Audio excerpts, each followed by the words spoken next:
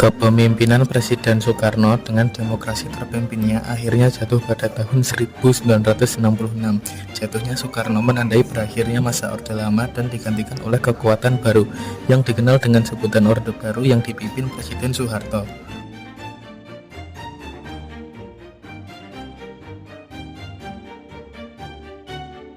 Akhirnya Orde Baru ditandai Trituntutan Rakyat atau Tritura yang terdiri dari 3 tuntutan, yakni pembubaran PKI, perombakan Kabinet Dwi Kora, dan penurunan harga. Akan tetapi, sikap Presiden Soekarno bertolak belakang dengan aksi-aksi mereka, hingga terjadi peristiwa G30 SPKI yang membuat rakyat Indonesia menurunkan kepercayaannya terhadap pemerintahan Soekarno.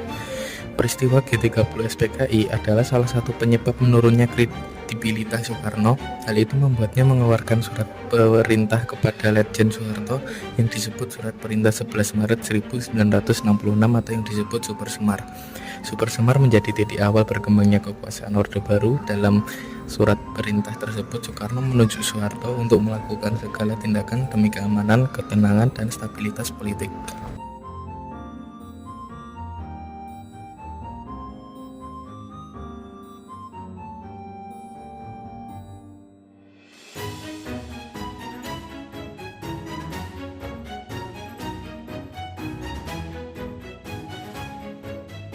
Lalu selanjutnya di sistem pemerintahan, di masa Orde Lama, komunisme dan gagasan yang bertolak belakang dengan Pancasila sempat meluas.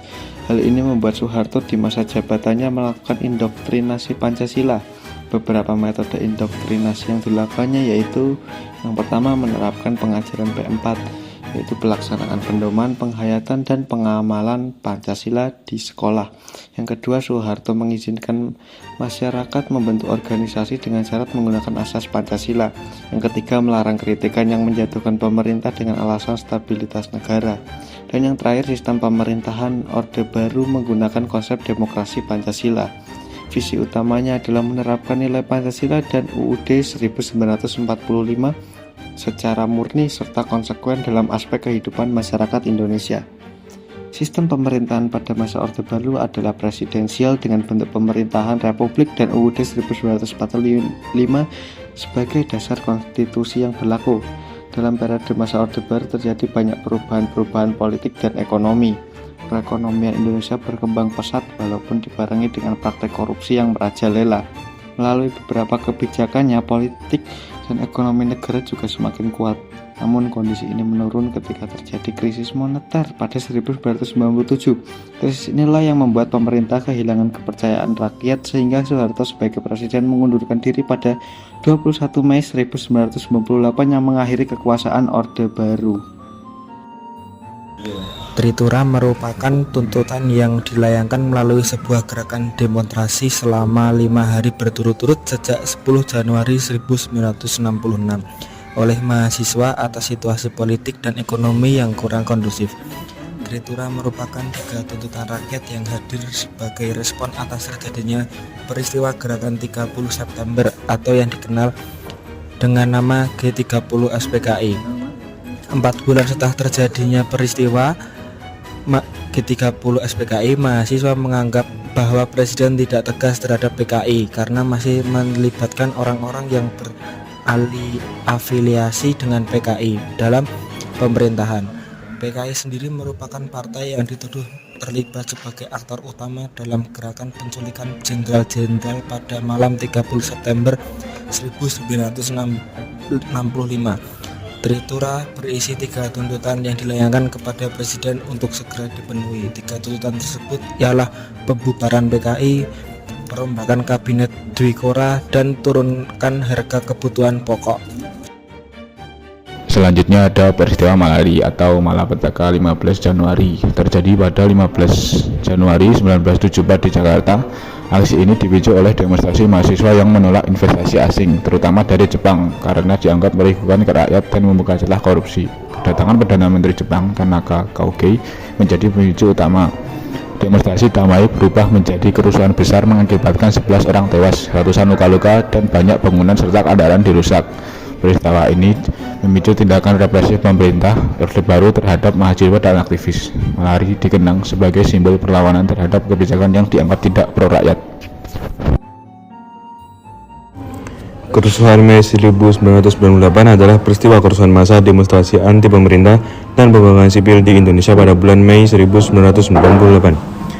Peristiwa ini terutama terjadi di kota Medan, Jakarta, Bandung, dan Surakarta, dengan insiden-insiden kecil di wilayah lain di Indonesia.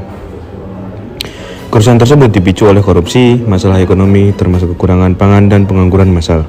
Kerusuhan ini akhirnya berujung pada pengunduran diri Presiden Soeharto dan jatuhnya pemerintah Orde Baru yang berkuasa selama 32 tahun. Target utama dari kerusuhan tersebut adalah etnis Tionghoa Indonesia. Namun, sebagian besar korban jiwa disebabkan oleh kebakaran besar dan terjadi di antara para penjajah atau penjara. Diperkirakan lebih dari 1.000 orang tewas dalam kerusuhan tersebut.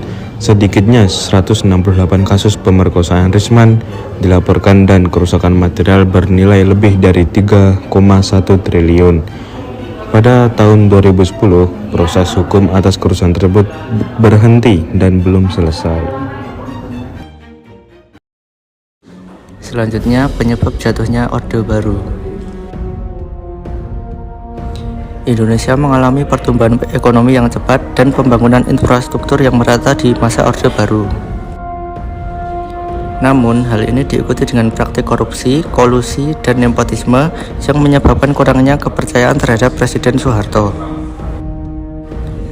Demonstrasi semakin gencar setelah pemerintahan menaikkan harga bahan bakar di tanggal 4 Mei 1998 dan tragedi Trisakti yang menyebabkan 4 mahasiswa tertembak di depan Universitas Trisakti. Tahun 1997 sampai 1998 merupakan periode Orde Baru yang menjadi masa kelam bagi rakyat Indonesia, dengan perekonomian yang mengalami penurunan dan berakhirnya rezim Orde Baru. Setelah 3 dasawarsa lebih menjabat, Orde Baru ambruk akibat krisis ekonomi yang melanda sejak tahun 1997 dan Presiden Soeharto mundur pada 21 Mei 1998.